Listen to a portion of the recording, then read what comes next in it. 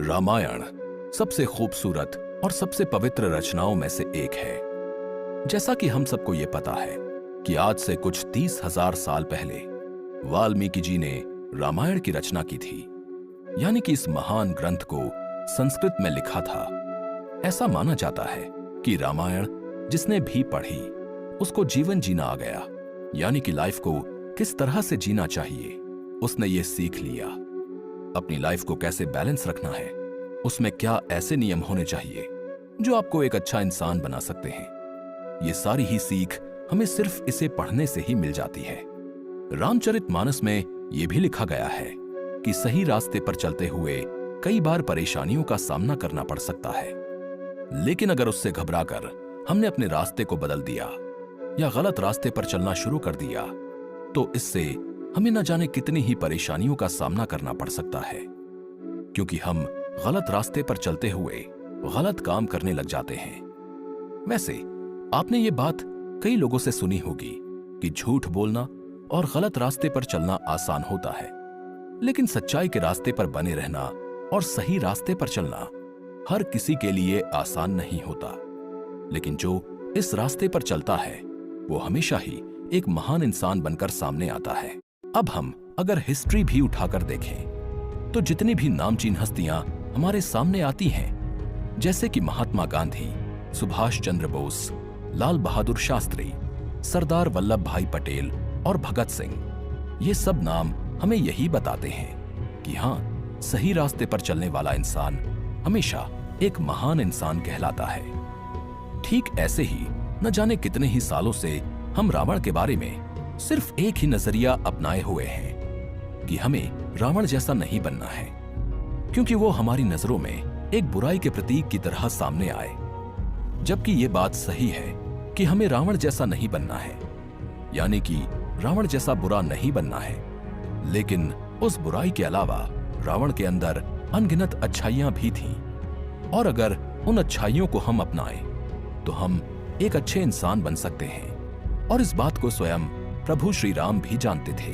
रावण यानी कि दशानन भी इन्हीं बातों का ध्यान रखते थे और बचपन से ही अपनी ही उम्र के बच्चों के साथ खेलने कूदने और नादानियां करने की उम्र में भी वो एक अलग ही सोच रखते थे।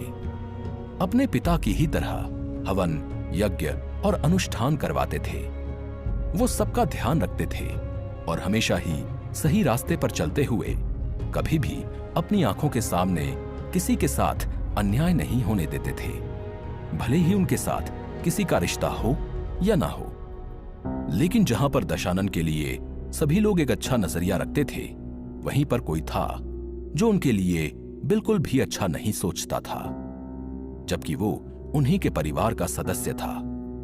आमतौर पर ज्यादातर लोगों को दशानन के दो भाइयों कुंभकर्ण और विभीषण के बारे में ही पता है, लेकिन कई धर्म ग्रंथों में यह भी पाया गया कि दशानन के दो सगे भाइयों के अलावा रावण का एक सौतेला भाई भी था, जिन्हें हम कुबेर के नाम से जानते हैं। रामायण के हिसाब से महर्षि पुलत्स्य ब्रह्मा जी के पुत्र थे। उनकी शादी राजा तृणबिंदु की पुत्री से हुई थी और उन्हीं के पुत्र थे महर्षि विश्रवा। विश्रवा का विवाह महामुनि भारद्वाज की पुत्री इडविडा के साथ हुआ और महर्षि विश्रवा के पुत्र का नाम वैश्रवण रखा गया। वैश्रवण का ही एक नाम कुबेर है। महर्षि विश्रवा की एक और पत्नी थी जिनका नाम कैकसी था। वो राक्षस कुल की थी और उन्हीं के पुत्र थे दशानन। कुंभकर्ण व विभीषण का जन्म हुआ। तो ये बात सच है कि कुबेर और दशानन भाई थे, लेकिन इनका रिश्ता वैसा नहीं था जैसे दशानन के बाकी दोनों भाइयों से था। और अब आपको ये सुनकर और भी हैरानी होगी कि जो सोने की लंका थी, जिसे हम रावण की सोने की लंका के नाम से जानते हैं, वो कुबेर की थी। हो गए ना अब भी हैरान? कुबेर ने घोर तपस्या करके ब्रह्मा जी को प्रसन्न कर लिया था और ब्रह्मा जी ने उन्हें उत्तर दिशा पर राज करने और वहां के धन का अध्यक्ष बना दिया था। ऐसा समझ लो कि कुबेर उत्तर दिशा के ओनर और फाइनेंस मिनिस्टर हो गए थे। साथ ही ब्रह्मा जी ने अपने मन की गति से चलने वाला एक पुष्पक विमान भी कुबेर को दिया था। तो इतना सब होने के बाद सोने की लंका को कुबेर ने अपने लिए ही बनवाया था। लेकिन अपने पिता के कहने पर कुबेर ने सोने की लंका अपने भाई दशानन को दे दी और कैलाश पर्वत पर अलकापुरी को बसाकर वहीं रहने लगे। लेकिन दशानन जब दुनिया को जीतने के लिए निकले तो उसने अलकापुरी पर भी हमला किया और कुबेर को हराकर उसका पुष्पक विमान छीन लिया। कुबेर राजाओं के अधिपति थे, यानी कि वो सभी राजाओं को आदेश देते थे और धन के स्वामी भी थे। वे देवताओं के धनाध्यक्ष के रूप में जाने जाते हैं, यानी कि जितना भी धन देवलोक, दैत्यलोक या पृथ्वी लोक पर था वो कुबेर की ही देन थी। इसीलिए इन्हें राजाधिराज भी कहा जाता है। लेकिन ऐसा भी कहा जाता है कि दशानन और कुबेर की आपस में कभी नहीं बनी। कुबेर हमेशा ही दशानन के लिए मुसीबतें खड़ी करते थे, लेकिन भाई होने के नाते दशानन उन्हें हमेशा माफ कर दिया करते थे। सिर्फ इतना ही नहीं, हमने हमेशा दशानन को बुराई के नजरिए से देखा, जबकि उनका एक अलग रूप भी था जिसे सिर्फ प्रभु श्री राम ही देख पाए थे। अब जैसे रामचरितमानस में भी आपने ये जरूर पढ़ा कि राम सेतु बनाकर राम जी वानर सेना के साथ लंका तक पहुंचे थे, है ना? लेकिन लंका में पहुंचने से पहले उन्होंने जो पूजा की थी, उस पूजा से जुड़ा सच हमने शायद ही कभी जाना हो। और इससे भी बड़ी और चौंका देने वाली बात यह थी कि प्रभु श्री राम की जीत के पीछे भी दशानन का ही हाथ था। जानकर एक बार फिर से हैरानी हुई ना। दशानन के नाम से सभी कांपते थे, लेकिन उनकी प्रजा अपने अपने राजा को सबसे ऊपर रखती थी। और जब दशानन सीता माता का हरण करके लाए तो उन्हें यह बात बहुत अच्छी तरह से पता थी कि श्री राम के हाथों ही उनकी मृत्यु होनी तय है। दशानन जितना ज्ञान किसी और राक्षस या दैत्य के पास नहीं था। वो एक बड़े तपस्वी और शिव भक्त भी थे। दशानन ने अपने सर के पास काल को बांध कर रखा था और 9 ग्रह उनके पैरों के पास बंधे रहते थे। ऐसे में दशानन के पास एक तरह से सारी ही शक्तियां थीं और वो महाशक्तिमान भी थे। फिर क्या आप ये जानते हैं कि दशानन ने ही प्रभु श्री राम की जीत के लिए खुद ही हवन कराया था? हाँ, ये सुनने में हैरान करने वाला सच तो है, लेकिन जरा सोचिए कि जिसको अपनी मौत का सच पता हो, वो उस मौत के आने का रास्ता आखिर कैसे फूलों से सजा सकता है? ये बात तब की है जब पत्थरों को समुद्र में फेंककर राम सेतु बनाया जा चुका था और श्री राम ने उस समय श्री रामेश्वरम ज्योतिर्लिंग स्थापित किया था। लेकिन स्थापना ऐसे ही नहीं हो जाती। इसके लिए पूरे नियमों का पालन करते हुए हवन कराना, ब्राह्मणों को भोजन कराना और सारे रीति रिवाजों को ध्यान में रखते हुए भगवान का आह्वान करना होता है। श्री राम जानते थे कि इस पूरी दुनिया में इस समय कोई महापंडित या महाब्राह्मण है तो वो सिर्फ और सिर्फ दशानंद है। और दशानंद भी जानते थे कि जहां पर भी उनके आराध्य महादेव की एक छोटी भी पूजा हो, वहां पर दशानंद खुद न मौजूद हों, ऐसा हो ही नहीं सकता।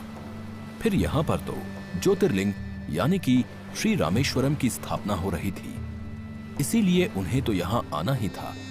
श्री राम ने दशानन को पूजा पूरी कराने के लिए निमंत्रण भिजवाया और दशानन भी पूरी खुशी के साथ उस पूजा में शामिल होते हुए उस हवन को करवाने के लिए तैयार हो गए। ऐसा कहा जाता है कि जब श्री राम पूजा करने के लिए बैठे तो दशानन ने उन्हें कहा कि वो बिना अपनी पत्नी के हवन में नहीं बैठ सकते, क्योंकि हवन का एक ऐसा नियम है कि शादीशुदा जोड़े हमेशा एक साथ ही पूजा में बैठते हैं, वरना पूजा अधूरी मानी जाती है। इसीलिए पूजा अधूरी न रह जाए, दशानन ने खुद ही सीता माता को पूजा में शामिल किया और पूजा खत्म होते ही उनके साथ वापस चले गए। लेकिन कुछ और ग्रंथों में यह भी पाया गया कि दशानन ने श्री राम से एक मूर्ति बनवाई थी जो कि सीता माता जैसी ही थी, और फिर उस मूर्ति को श्री की पत्नी मानकर उस मूर्ति के साथ में श्री राम ने हवन संपन्न किया था। जब पूजा समाप्त हुई और रीति रिवाजों के हिसाब से श्री राम ब्राह्मण का आशीर्वाद लेते हुए उन्हें भोजन करवा रहे थे, तब श्री राम ने आशीर्वाद के रूप में दशानन से कहा कि मुझे विजयी होने का आशीर्वाद दीजिए। आप ब्राह्मण हैं और आपके हर एक शब्द में ब्रह्म बसते हैं, इसीलिए मुझे आपसे ये आशीर्वाद चाहिए कि मैं जिस भी काम के लिए जा रहा हूँ उसमें मैं विजयी रहूं और अपनी पत्नी के साथ अपने घर वापस जा सकूं। इस पर बिना किसी हिचकिचाहट और बिना समय गवाए दशानन ने श्री राम से कहा, तथास्तु, तथास्तु, तथास्तु। दशानन जानते थे कि वो क्या आशीर्वाद दे रहे हैं, फिर भी वो श्री राम की जीत का आशीर्वाद देकर वापस लंका चले गए। ऐसा भी कहा जाता है कि दशानन सदियों से धरती पर थे और उन्हें ये बात अच्छी तरह पता थी कि राक्षस वंश को युगों युगों तक यूं ही संभाल कर रख सकते हैं। लेकिन क्या राक्षस वंश में होने के बाद उन्हें कभी भी मुक्ति नहीं मिलेगी?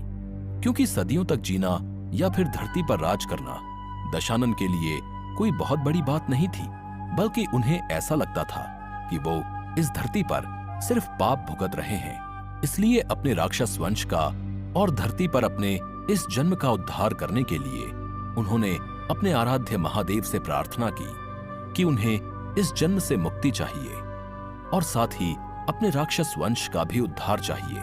जिसके बाद उन्हें ये बात पता चली कि उनका उद्धार कैसे हो सकता है। दशानन जानते थे कि सीता माता का हरण करने के बाद प्रभु श्री राम के हाथों से उन्हें मोक्ष मिलेगा और इतने युगों तक धरती पर रहने के बाद एक यही रास्ता अपनाने पर वो अपने इस जन्म से मुक्त हो पाएंगे।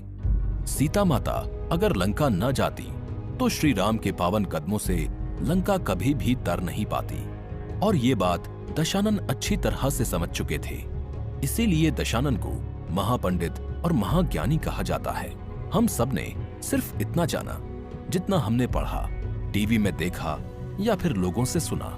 और सच कहा जाए तो दशानन के बारे में ज्यादा कुछ जानने की कोशिश भी नहीं की। यहाँ तक कि दशानन को सिर्फ रावण की तरह देखते रहे, न कि महान दशानन की तरह। और उनकी महानता सिर्फ अच्छे कामों की वजह से ही नहीं, बल्कि उनके हाथों से लिखे महान ग्रंथों में भी दिखती है।